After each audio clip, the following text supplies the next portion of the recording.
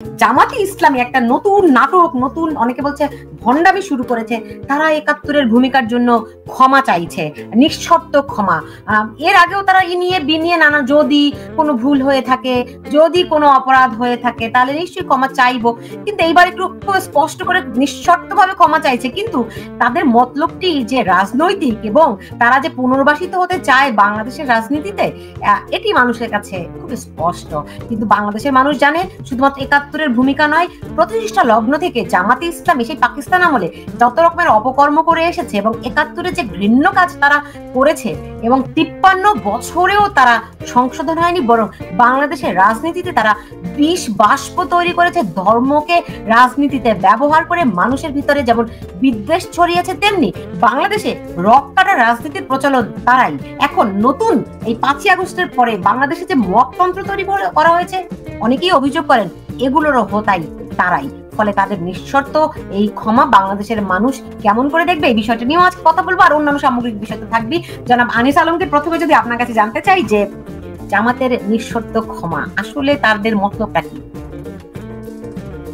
তাদের মতলব তো ভোট, সামনে ভোট আসছে না, ভোটের জন্য চাচ্ছে, তো ক্ষমা চাইতেও পারে তারা। তাদের যে ভাষায় বলছে সেখানে আমি জামাতে ইসলামের আমির একটা টক শোতে যেভাবে কথা বলছেন আর কি, যে আমরা ক্ষমা চাই এবং নিঃশর্ত ক্ষমা চাই, এখানে কোনো ইয়ে নাই। ৪৭ সালের পর থেকে আমরা ৪৭ থেকে আমরা এই পর্যন্ত যদি কারো মনে কষ্ট দিয়ে থাকি, ভাষাগত ভাবে আমি কোনো সমস্যা দেখি না এখানে।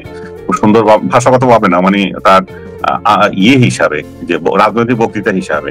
কিন্তু এখানে এই খালেদ মহিউদ্দিনের সঙ্গে এই শোটা হয়েছিল, আপনি হয়তো জানেন। খালেদ মহিউদ্দিন তো খুব ওনাদেরকে স্পেস দেন, অন্য কাউকে স্পেস দিতে পারেন না আর কি। কেন? সে তো আওয়ামী লীগ স্পেস দিতে চাইলে আপনারা দিচ্ছেন না, সে কি করবে? উনি তো হচ্ছেন গিয়ে ওই স্বৈরাচারের চ্যানেল, স্বৈরাচারের দোসরের চ্যানেল ইন্ডিপেন্ডেন্ট টেলিভিশনে বসে স্বৈরাচারের দোসর দিকে তুলোধনা করতে পারতেন। তখন সংবাদ মাধ্যমের স্বাধীনতা ছিল না নাকি? তো এখন তো উনি আর কারোর জন্য ইন্টারভিউ করতে পারেন না, তাকে হুমকি ধামকি নিতে হয়। ফলে ওনার বুঝতেই তো হবে উনি আসলে মানে কত স্বাধীন, মানে গণমাধ্যমের স্বাধীনতা কত কষ্ট করে স্বৈরাচারের দোসরদের তুলোধনা করতে পারতেন, তাই না? সুলতানা, আপনি এবং দুজনই আমার স্নেহভাজন ডিপার্টমেন্টের ছোট ভাই বোন, আপনাদের কি হয়েছে না হয়েছে আমি জানি না, আমার এখানে রাখেন না। সালমান এফ রহমানের চ্যানেল ইন্ডিপেন্ডেন্ট টেলিভিশন, রাইট? এবং সেখানে আপনি কলিগও ছিলেন, আমি কলিগ ছিলাম না। হ্যাঁ জি। আরে সরি, ব্যক্তিগতভাবে কিছু বলতে চাই না, কিন্তু মাঝে মধ্যে এইসব প্রশ্ন আসে আর কি। কে কত মুখোশের আড়ালে নিজেকে সুসজ্জিত রাখতে পারে, দেখতে আমার ভালোই লাগে। এনিওয়ে, জামাতের এই নতুন কৌশলের পিছনে কি? খালেদ যে ইন্টারভিউ করেছে, আমি একটু মর্মাহত হয়েছি এই ইন্টারভিউতে, যে প্রশ্ন নিয়ে আমরা কথা বলতে যাচ্ছি। খালেদ জামাতের আমিরকে প্রশ্ন করেছেন তাদের ক্ষমার প্রশ্নে। উনি যথাযথভাবে ওনার যে স্টাইলে বক্তৃতা দেওয়া সেটা দিয়েছেন, কিন্তু প্রশ্ন হচ্ছে যে খালেদ পাল্টা তাকে কোয়েশ্চেন করেনি যে জিনিসটা। আপনি দেখছেন ডক্টর আলী রিয়াজ কি বলছেন, যে জামাতকে নতুন করে পরিচয় করিয়ে দেওয়ার কিছু নেই। ৫ই আগস্টে তাদের যে ভূমিকা, রাইট? তারা তো এদেরকে পুনর্বাসনের প্রকল্পে নেমেছে, এটা কি বুঝতে রকেট সায়েন্স বোঝা লাগে? নো, না, আমি সে মত দিচ্ছি না। আমি সাংবাদিক হিসাবে মনে করি যে আমি যদি খালেদের সিটে বসতাম, আমি যে কোশ্চেনটা করতাম যে তাহলে আপনি আমার কাছে ক্ষমা চাচ্ছেন, তাতে কি হয়ে গেল? কারণ এই পাকিস্তানে, আমি উদাহরণ দিচ্ছি যে পাকিস্তান বাংলাদেশের কাছে ক্ষমা চাইতে হবে, এটা কিন্তু 71-এর পর থেকে আমরা বলে আসছি। এখনো পর্যন্ত বলা হচ্ছে যে পাকিস্তান বাংলাদেশের কাছে ক্ষমা চায়নি, এবং ক্ষমাটা কিভাবে চাইতে হবে সেটা নিয়েও কথা হচ্ছে। এই ক্ষমা যদি প্রশ্ন আসে, তাহলে পাকিস্তানি শাসকদের বহু প্রতিনিধির সাথে আমার দেখা হয়েছে, ব্যক্তিগতভাবে তারা আমার কাছে ক্ষমা চেয়েছে এবং লিখিতভাবে অনেক। আমার 2-3টে ইন্টারভিউ তো আছে, যেমন আমি 2-একটা উদাহরণ যদি দিই, আপনি যদি বিরক্ত না হন। প্রথমে আমি ইন্টারভিউ করেছিলাম জামালি, তাদের একজন প্রাইম মিনিস্টার জাফরুল্লাহ জামালি, এবং উনি পাকিস্তানে ইন্টারভিউটা নিয়েছিলাম আমি। উনি বলেছেন যে আমরা সামনের দিকে কিভাবে আগাতে পারি, সফট একটা ইয়ে দিয়েছেন উনি, যে দুঃখ আছে সেখানে। তো আমার সাথে দুঃখ করলে তো সেই দুঃখ জাতিগত ভাবে হলো না, তাই না? আবার আরেকটা জিনিস হচ্ছে পারভেজ মোশাররফ, উনি যখন দিল্লি আগ্রায় বৈঠক করে পাকিস্তানে ফেরত গেলেন, তখন সেই বৈঠকে সেই প্রেস কনফারেন্সে আমি উপস্থিত ছিলাম, আমি দিল্লি থেকে গিয়েছিলাম।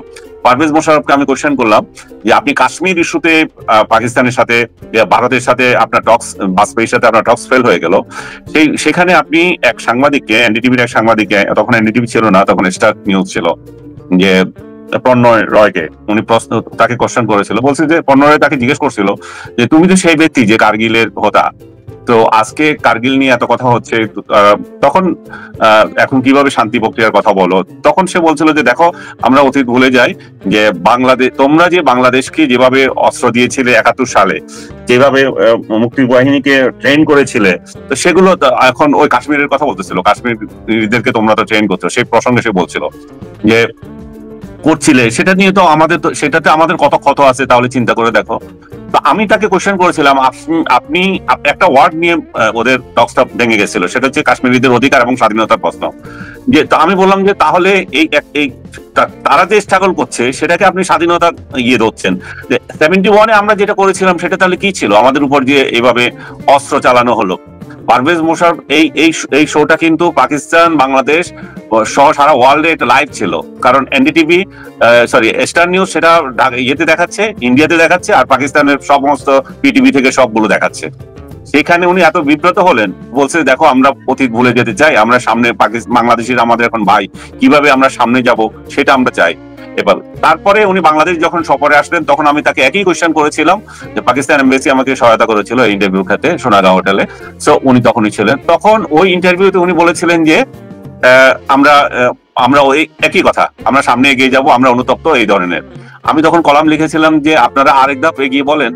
তারপরে আপনি যদি খেয়াল করে থাকেন, আমার সঙ্গে হয় নাই, পারভেজ মোশাররফ না, ওই যে নেওয়াজ শরীফ বাংলাদেশে এসেছিল, উনিও কিন্তু সেই সফট সুরে বলে দিয়েছিলেন যে আমরা অনুতপ্ত। তো এখন এরা যে বারবার অনুতপ্ত, বারবার দুঃখ প্রকাশ করছে, এবং যে ইমরান খান তো কয়েকবার করেছে, তো তারা যে এগুলো বলছে তাতে কি হয়ে গেল? তাতে তো হয় নাই। হতে হবে কিভাবে? যেটা ক্ষমা চাইতে হবে সেটা তাদের পার্লামেন্টে হইতে হবে, সেটা তারা রাষ্ট্রীয়ভাবে বিবৃতি দিতে হবে, আদারওয়াইজ কে কি বললো তাতে তো কিছু আসে যায় না। ক্ষমা তো এইভাবেই হয়। একইভাবে আমি বলবো যে, না আমি এখানে শেষ করে দিচ্ছি আপনাকে, একইভাবে আমি জামাতে ইসলামের কথাটা বলবো আজকে, যে জামাতে ইসলাম খালেদের সঙ্গে কথা বললো, তাতে কি মাফ হয়ে গেল? তাতে কি ক্ষমা প্রার্থনা হয়ে গেল? ক্ষমা প্রার্থনা হতে হবে এইভাবে যে জামাত একটা গণতান্ত্রিক দল, আমি বিশ্বাস করি বাংলাদেশে বহু রাজনৈতিক, না এখানে একটা ভুল করতে হবে আপনাকে, মানে বুঝতে হবে তারা তো গণতান্ত্রিক দল নয়, তাদের গঠনতন্ত্রে তো গণতন্ত্রের কথা নেই। আচ্ছা যাই হোক, কিন্তু তাদের যে কাঠামো, যে গণতন্ত্র তারা যেটুকু দেখায় সেটুকু বাংলাদেশের অন্যান্য রাজনৈতিক দলের নাই। এই বিষয়ে আমি আপনার সাথে তর্ক করতে চাই না। আমার দৃষ্টিতে তারা তাদের নেতা নির্বাচনের অনেক কোয়ালিটি রাখে, যেটা অন্য রাজনৈতিক দলগুলো অনুসরণ করে না।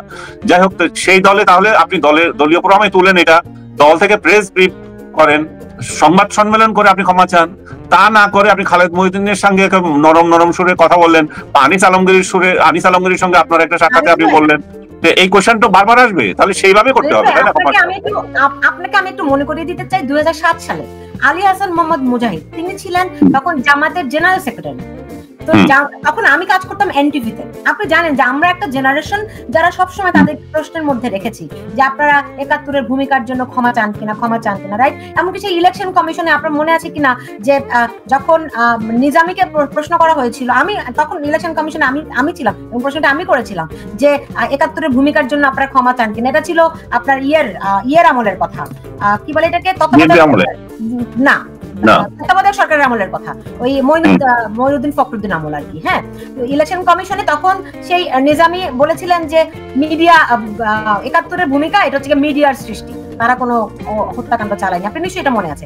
এর আগে একদম 1-to-1 আমাকে সাক্ষাৎকার দিয়েছিলেন আলী হাসান মোহাম্মদ মুজাহিদ। তিনি দুঃখ প্রকাশ করেছিলেন যে 71-এর ভূমিকার জন্য আমরা দুঃখ প্রকাশ করছি। হ্যাঁ, এরপরে ওইটা নিয়ে আমি বিভিন্ন তার এই কমেন্টটুকু নিয়ে আমি বিভিন্ন মুক্তিযোদ্ধাদের কমেন্ট নিয়ে একটা শো পর্যন্ত করেছিলাম এনটিভিতে। তখন এটি 2007 সালের কথা বলছি। এখন কিন্তু ওই ঘটনার পর আলী হাসান মোহাম্মদ মুজাহিদ জামাতের ভেতরে অসম্ভব রকম চাপে পড়েছিলেন, কারণ জামাত এই ভূমিকার জন্য কিছুতেই ক্ষমা চাইতে রাজি নয়। এবং আমি যদি পরবর্তীতে সেটা একটা উসুল করে দিয়েছি আনিস ভাই, এখনকার সঙ্গে যদি আপনাকে মেলাই, এই যে শফিকুর রহমানকে 5ই আগস্টের পরে যখন তারা ক্ষমতা দখল করলো, সেই ক্ষমতা দখলের পরে কোন সাংবাদিকরা না তাকে জিজ্ঞেস করেছে যে আপনারা 71-এর ভূমিকার জন্য ক্ষমা চান কিনা? একটিবারের জন্য চেয়েছে তারা? নো, তারা শুধু বলেছে, এখানে তো খালেদ জিজ্ঞেস করছে তাকে। হ্যাঁ, এইবার তো জিজ্ঞেস করেছে, এইবার সে সরাসরি বলেছে নিঃশর্ত ক্ষমা চাই। কিন্তু এর আগে গত 10 মাসে কি বলেছে? বলেনি। এখন তারা বুঝতে পারছে বাংলাদেশের মানুষ তাদের ক্ষমা করবে না, করছে না। তাদের যে ভূমিকা এটার জন্য তারা আরো যদি সাবমিসিভ না হয়, মানুষ তাদেরকে গ্রহণ করে না। আচ্ছা, আমার শেষ কথা আমি বলে দিচ্ছি এখানে, এই বিষয়ে আমি করছি যে ওনার কাছে চেয়েছিল, কিন্তু যে পদ্ধতিতে উনি ক্ষমা চেয়েছেন সেটা ক্ষমা হয় না। ক্ষমার একটা পদ্ধতি আছে, সেটা দিতে হবে। পাকিস্তান এখানে হাইকমিশনে ছিল আলমগীর বাবর, তাকে আমি একবার ইন্টারভিউ করেছিলাম। তাকে যখন আমি কোয়েশ্চেন করেছিলাম, উনি বলেছিলেন যে দেখো আমরা কিন্তু লিখিত ক্ষমা চাইছি। আমি কোথায় সেটা বলে, তুমি যদি সিমলা চুক্তি দেখো, আমাদের তিন দেশে যে চুক্তি হয়েছিল ভারত, পাকিস্তান, বাংলাদেশের, সেখানে কিন্তু লিখিতভাবে আছে। ইনফ্যাক্ট সেখানে লিখিতভাবে একটা অংশ আছে যে আমরা ক্ষমা চাচ্ছি আমাদের এই ধরনের কর্মকাণ্ডের জন্য, এবং বাংলাদেশের তরফ থেকেও বলা হচ্ছে যে আমরা তোমাদেরকে করছি, এগুলা নিয়ে আর হবে না। কিন্তু সেই জায়গায় যেটা বরখেলাপ হয়েছে সেটা হচ্ছে যে কথা ছিল যে তারা অপরাধীদের বিচার করবে, কিন্তু তারা কোনো বিচার করে নাই। আরেকটা জিনিস যেটা আমি জামাতের এই ভূমিকায় যেটা দেখি না, জামাত 71 সালে একটা রাজনৈতিক অপরাধ করেছে, রাজনৈতিক ভুল সিদ্ধান্ত ছিল, এবং তারা যেটুকু কাজ করেছে সেগুলো ভালো হয়নি। যে কাজগুলো, সেই কাজগুলো আমি আপনাকে বলতে যাচ্ছি। কিন্তু মূল বিষয়টা হচ্ছে যে এখানে পাকিস্তান যে ক্ষমা চাইতে পারছে না, সেটার মূল কারণ হচ্ছে আর্মি। জামাতের কোন ভয়? জামাত কেন বলতে পারে না? পাকিস্তানের রাজনৈতিক নেতারা ক্ষমা চাইতে চায়, তাদের আর্মির ভয় তারা পারে না, কারণ এটা আর্মি কাজ করছে, তারা তো করে নাই। এই বাংলাদেশের কি সমস্যা জামাতিদের? তারা কেন এটা বলতে পারে না? তারা 1971 সালে এবং তাদের যে নিজেরা এবং তাদের অঙ্গ সংগঠনগুলো যে সমস্ত কাজ করেছে, তারা পাকিস্তানি বাহিনীর দোসর হিসাবে কাজ করছে। তাদের তৎকালীন সংগঠনগুলো যেমন ইসলামী ছাত্র সংঘ পাকিস্তানি সেনাবাহিনীকে সক্রিয়ভাবে সহায়তা করছে। তারা পাকিস্তানি বাহিনীর সঙ্গে মিলে হত্যাযজ্ঞ, অগ্নিসংযোগ, লুটপাটে অংশ নিয়েছে। আল বদর, আল শামস এবং তারা রাজাকার বাহিনী গঠন করছে। জামাতের নেতৃত্বে এই কুখ্যাত সশস্ত্র বাহিনী গুলো গঠন করা হয়েছিল। তারা পাকিস্তানি সেনাবাহিনীকে সহায়ক হিসেবে কাজ করছে এবং নিরীহ বাঙালি শিক্ষক, চিকিৎসক, সাংবাদিক, সংস্কৃতিজীবী এবং মুক্তিকামী ব্যক্তিদের খুঁজে খুঁজে হত্যা করছে। তারা বুদ্ধিজীবীদের হত্যাকাণ্ডের মূল হোতা তারা, এবং তাদের এই যে অঙ্গ সংগঠনের লোকগুলো এই 14 ডিসেম্বর 1971 সালে শীর্ষস্থানীয় শিক্ষক, সাহিত্যিক, সাংবাদিক, চিকিৎসকদের ধরে হত্যা করছে এবং বাংলাদেশকে মেধা শূন্য করে দেওয়ার একটা সুপরিকল্পিত ভূমিকায় তারা অগ্রণী ভূমিকা নিয়েছে। তারা মুক্তিকামী মানুষদের খুঁজে খুঁজে হত্যা করেছে, নির্যাতন করেছে, সেটা গ্রামান্তরে যেখানে যেখানে পেয়েছে। সেনাবাহিনীকে পথ নির্দেশনা করছে, তারা দেখাই দিয়েছে কার বাড়িতে যেতে হবে।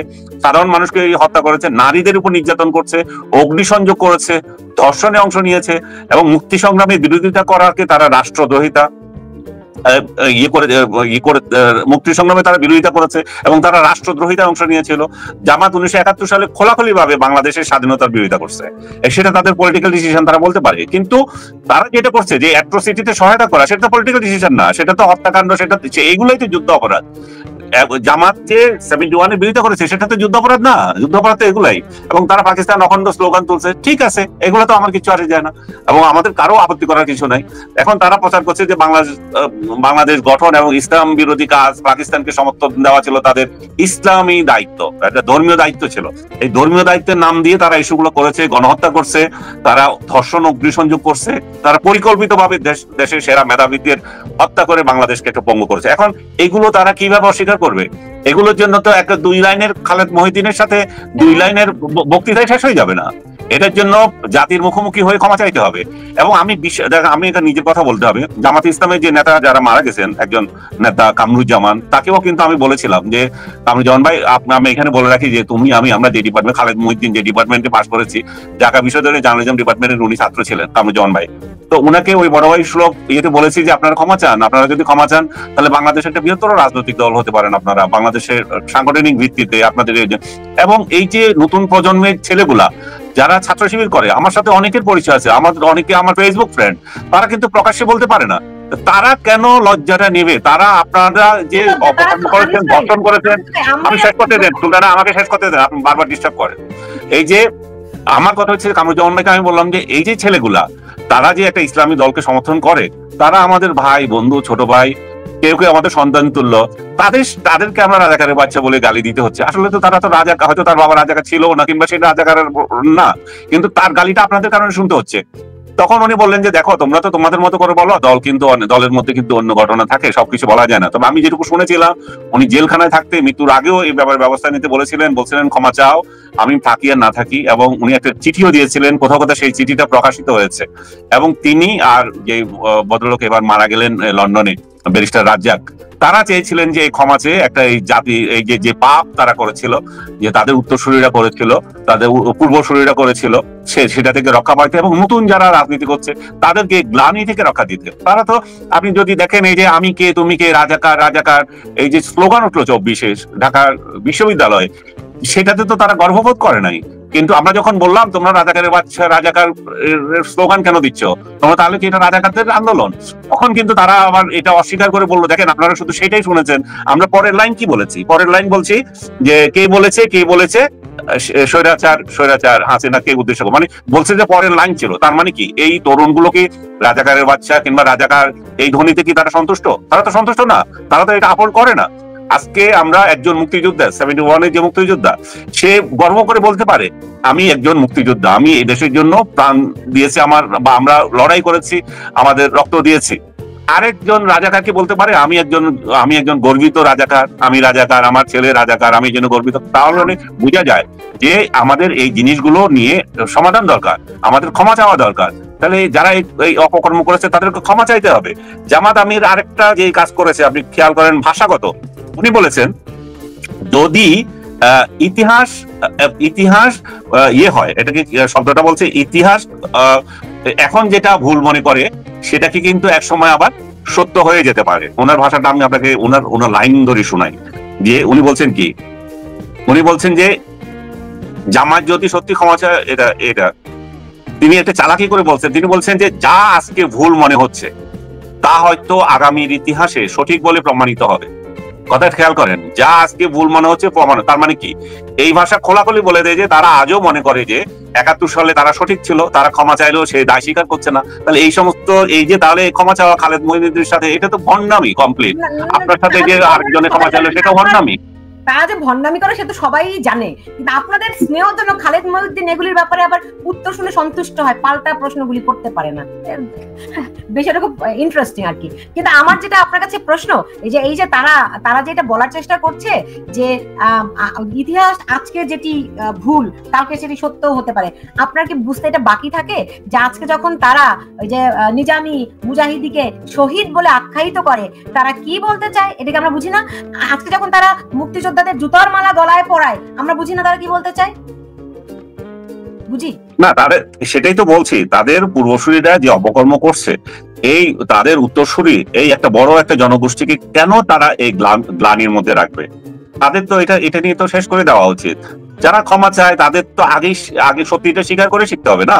আপনি ক্ষমা চাচ্ছেন, তাহলে সত্যটা কি সেটা স্বীকার করেন। জামাত যদি মনে করে যে তারা কোনো ভুল করে নাই, কোনো অপরাধ করে নাই, তাহলে এই বিনা সত্য ক্ষমা কি দরকার? এটি ক্ষমা না ইতিহাস আর দেশের মানুষের সাথে আরেকটা তামাশা? এটা তো প্রশ্ন উঠছে এখন। আর এই তামাশা আর কৌশলী ক্ষমা মানুষ কি গ্রহণ করবে? আমার তো মনে হয় না। অসম্ভব। বাংলাদেশের মানুষ এত বোকা নয়, তারা ভুল করে, আমরা ভুল করি, আমরা আবেগ তাড়িত অনেক ভুল আমরা করি, কিন্তু তার মানে এই না যে মানুষ কৌশল বুঝতে পারে না। যাই হোক, এদেরকে নিয়ে এত বেশি আলোচনা করার সময় অপচয় আমার কাছে মনে হয়। আপনি এবার আমাকে একটু বলুন যে দেখুন, এই যে সাবেক সিইসি নুরুল হুদাকে যারা এরকম জুতা পেটা করলো, তাদেরকে 24 ঘন্টার মধ্যে তারা জামিন পেল, হ্যাঁ, আর এই নুরুল হুদা এখন জেলখানায়। না, জামিন পাওয়া একজন লোকের ব্যক্তি অধিকার, এটাকে আমি কোনোদিন এই যে গত 10 মাস ধরে যাদেরকে আটক করে রেখেছে বিনা অপরাধে, তাদের ক্ষেত্রে সেগুলো নিয়ে আপনি প্রশ্ন তুলতে পারেন। আইন আদালত ঠিক মতো চলছে না, আইন আদালত সরকারের ইশারায় চলতেছে, আইন আদালত সরকারের কর্তা ব্যক্তিরা যা চাচ্ছে সেটাই হচ্ছে। আজকে শেখ হাসিনার মামলা থেকে শুরু করে সব মামলা তো তাই হচ্ছে। আমি মনে করি না যে যারা জেলে আছে সবাই ধোয়া তুলসী পাতা, কিন্তু আদালত ঠিক মতো কাজ করছে না, আদালত তাদেরকে ন্যায় বিচারের পথে হাঁটছে না, কারণ তাদের বিরুদ্ধে মিথ্যা মামলা একটার পর একটা মামলা করছে। আসলে তারা যে সমস্ত কাজের জন্য দায়ী সেগুলোই করছে না। ধনফোন মামলা কতগুলো দিচ্ছে, হত্যা মামলা, অমুক তমুক, যেগুলো থেকে ছিলই না। আমি একটা মনে করেন শাকিল আর রূপা, এদের জন্য আমার 2 পয়সার কোনো নেই, সিম্পেথি নাই, কারণ এরা স্বৈরাচারের দোষক ছিল, এরা কোনো অপকর্ম করে নাই। আপনি তাদেরকে হয়তো আপনি মনে মনে কষ্ট পাইতে পারেন, আমার কিছু আসে যায় না, কিন্তু বাস্তবতাটা হচ্ছে না, আমি আমার শেষ করে দেন। বাস্তবতাটা হচ্ছে যে আমি কোনো কষ্ট পাই না তারা যখন জেলে থাকে, কিন্তু আমার দুঃখ হচ্ছে যে ওই জায়গায় রাষ্ট্র তাদের বিরুদ্ধে ভুয়া মামলা করেছে। রাষ্ট্র কেন ভুয়া মামলা করবে? তারা কোথায় হত্যা করতে গেছে? তারা কোন জায়গায় কোন সাংবাদিক কোন হত্যা মামলা জড়িত আছে? শুধু তারা না, আরো যাদেরকে হত্যা মামলা জড়িত দিয়েছে, এরা এক একটা বড় বড় ক্রিমিনাল। আপনি তার ক্রিমিনাল গিরি সাজা করেন, কিন্তু এই হত্যা মামলা ভুয়া মামলা দেবেন কেন? এটা আমি পছন্দ করি না। রাষ্ট্র আর তাদের উকিলদের। শাহরিয়ার কবির অসুস্থ মানুষ, আমি শাহরিয়ার কবির সম্পর্ক লিখেছি, শাহরিয়ার কবির সম্পর্কে আমি বলেছি ওনারও অধিকার আছে সঠিক বিচার পাওয়ার। উনি সারা জীবন এই রাজাকারদের বিচারের দাবি করেছে, ওনার এই একটা মাত্র অপরাধ। ওনার রাজাকারদের বিরুদ্ধে উনি যে আন্দোলন করেছেন এগুলো নিয়ে আমার এখন প্রশ্ন করেন না। উনি এই যে সংগঠনটা করেছেন, আমরা এক সময় এই সংগঠনের জন্য অনেক শ্রম দিয়েছি। উনি ওই সংগঠনকে ওনার পকেট সংগঠন বানিয়েছেন। উনি দুর্নীতিবাজ তুরিন আফরোজকে সেই সংগঠনে জড়িয়ে তুরিন আফরোজের দুর্নীতির বিরুদ্ধে উনি করেছেন। উনি তদন্ত কমিশন করে উনাকে রায় দিয়েছেন। আমার সংগঠনের একজন কর্মকর্তা, তার বিরুদ্ধে সরকার একটা পদক্ষেপ নিয়েছে, তাকে চাকরিচ্যুত করেছে। আর আমি একটা স্বাধীন তদন্ত কমিটি করে বলছে না তুরিন দোষ করে নাই। তার মানে কি শাহরিয়ার কবির এই সংগঠনটাকে তার নিজের পকেট সংগঠন বানিয়েছেন, সে অন্য প্রসঙ্গ। কিন্তু তাকে যে মামলা দিয়ে জর্জরিত করছে, তাকে যে একজন বৃদ্ধ অবস্থায় এই ধরনের হেনস্থা করছে, আমি সেটা নিন্দা করি। আমি এটা কখনোই চাইবো না যে শাহরিয়ার ভাইকে যেভাবে হেনস্থা করছে সেটা হোক। আসাদুজ্জামান নূরের ক্ষেত্রে একই কথা প্রযোজ্য। তিনি আমাদের স্যারের ভাই, তাকেও এই বৃদ্ধ বয়সে কেন এত কষ্ট দিচ্ছেন? তো তাকে যদি কষ্ট, এদের সবাই জামিন পাওয়ার অধিকার আছে, মামলা করেন আপনি। তাদেরকে কেন আপনি এভাবে অপদস্থ করবেন? যত দুর্নীতিবাজ আছে, বড় বড় দুর্নীতিবাজ গুলো তো পালিয়ে গেছে, আপনারা তো তাদের কিছুই টুটিও ধরতে পারেন নাই। এই হাজার হাজার কোটি টাকা চুরি করে যে সমস্ত পালিয়েছে। আজকে তো দেখলাম যে জ্বালানি মন্ত্রী যে ছিল, যে বিপু সম্ভব হলো তারা, তিনি এত হাজার কোটি টাকা তিনি করেছেন, কিভাবে পেয়েছে? রাষ্ট্র থেকে সুবিধা পেয়েছে। কিভাবে পেয়েছে? আজকে তো পত্রিকায় এসছে অনেকগুলা কাহিনী আসছে। তো আপনি এই যে বড় বড় সেক্টর প্রজেক্ট করেছেন, জ্বালানি প্রজেক্ট করেছেন, এই চোররা তো এইখান থেকেই ইনকাম করেছে। এবং শেখ হাসিনার উদ্ধৃতি দিয়ে বলা হয়েছে যে যখনই এই চোরটাকে আমি থেকে ক্যাবিনেট থেকে বের করে দিতে চেয়েছি, তখনই আমার কাছে ফোন এসেছে জয়ের, আমার কাছে ফোন এসেছে ববির, আমার কাছে ফোন এসেছে রেহানার। তার মানে কি এরা গ্যাং হিসাবে কাজ করেছে? শেখ হাসিনাকে অনেকে অনেক ভাবে দোষী করে, আমিও ব্যক্তিগতভাবে ওনাকে অনেক সমালোচনা করি। কিন্তু আমি এটাও বিশ্বাস করি যে উনি সরাসরি কোনো দুর্নীতিতে অংশ নিয়ে নাই। উনার আত্মীয় স্বজন চোর ছিল, এগুলা দুর্নীতিতে অংশ নিয়েছিলেন, তিনি সেখানে চুপ ছিলেন, তার অপরাধ হচ্ছে ওইটা। খুব ভালো বলেছেন। কিন্তু গত 8 মাসে নসরুল আহমেদ বিপু তিনি হাজার কোটি টাকা সম্পদ বিক্রি করেছেন। তাদের এই সম্পদ এখন পাহারা দিচ্ছে কারা? কাদের মাধ্যমে তিনি তারা এগুলো বিক্রি করছেন? এই যে যারা আছে, বিএনপি, জামাত, তারপরে এনসিপি, আরো যারা আছে, ভাই এটা সবকালে ও নলে এদের সম্পত্তি থাকে কি করে? সরকারের তো উচিত এগুলাকে ধরে বাজেয়াপ্ত করে দেওয়া। এগুলা বিক্রি করার প্রশ্ন আসে কেন? সরকার করবে কিভাবে? আপনার ডক্টর ইউনূস কি করছে? সে নিজেও তো এইসব করছে। সে নিজে কি করছে? উনি কর ফাঁকি দেওয়া ছাড়া তা কিছু করে নাই। ফাঁকি না, কর কর মওকুফ করছে। প্রতিষ্ঠান নিজের নামে নিয়েছে কিভাবে করে? ব্যবসা। উনি সেটা তো সমালোচনা করছি। উনি রাষ্ট্র ক্ষমতায় থেকে যে সমস্ত ন্যাক্কারজনক ভাবে রাষ্ট্রকে ব্যবহার করছেন। রাষ্ট্রের শীর্ষ ব্যক্তি যখন রাষ্ট্রের এই সমস্ত সুযোগ সুবিধাগুলি ভোগ করেন, কনফ্লিক্ট অফ ইন্টারেস্ট করেন, তখন তো এইসব নসরুল হামিদরা তো পার পাবেই নাকি? না, এক জিনিস না, আমি নসরুল হামিদরা যে সমস্ত অপরাধ করেছে এগুলাকে আমি ডক্টর ইউনূসের সাথে তুলনা করতে চাই না। ডক্টর ইউনূস অপরাধ তো অপরাধী, অপরাধ, কিন্তু মাত্রা আছে। তো কিসের মাত্রা আছে? ডক্টর ইউনূস করলে সেটার মাত্রা কম, আর নসরুল আহমেদ বিপু করলে। আচ্ছা, ডক্টর ইউনূস ক্ষমতা থেকে যাক, তখন এগুলো বের হবে। এখন তো বের হয় নাই। এখন তো আমরা যেগুলো দেখছি এগুলো খুব সাদামাটা না। কথা বলতেছেন, আমি বুঝতে পারছি। না, ভয়ের কথা না, আমার বদ্দা তো, আমরা বুঝো না, চিটাগংয়ের লোক তো। এইসব স্বজনপ্রীতি কিন্তু চলবে না। যখন বাংলাদেশের মানুষ ঘুরে দাঁড়াবে, ক্ষমতা চিরস্থায়ী নয়। হ্যাঁ, যখন ঘুরে দাঁড়াবে তখন এদের পরিণতি কি হবে একমাত্র আল্লাহ আমাদেরকে রক্ষা করুক, সেইটুকুই আর কি বলতে পারি। যাই হোক, আমি আজকে আপনাকে বলছিলাম অল্প সময়ের মধ্যে শেষ করে দিব। আমি খুব খুশি হব। ধন্যবাদ, অনেক ধন্যবাদ, অনেক ধন্যবাদ আপনাকে।